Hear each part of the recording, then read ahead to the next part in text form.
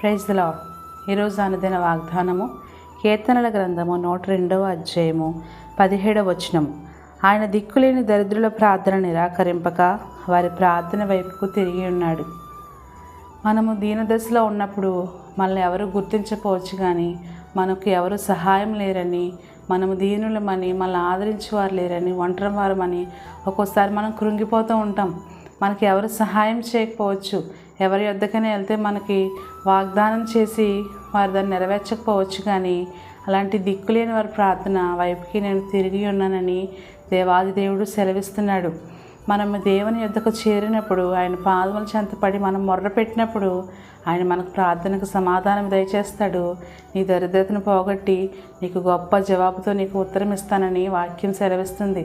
మనం ఒంటరితనంగా బాధపడక్కర్లేదు, మనం దిక్కులేని వారమని వేదన చెందక్కర్లేదు. తల్లి కంటే గొప్పగా ప్రేమించి దేవుడు మనకు ఉండగా ఆయన మన ఆదరించి మన ప్రార్థనకి జవాబిస్తానని వాక్యం సెలవిస్తుంది. Praise lord.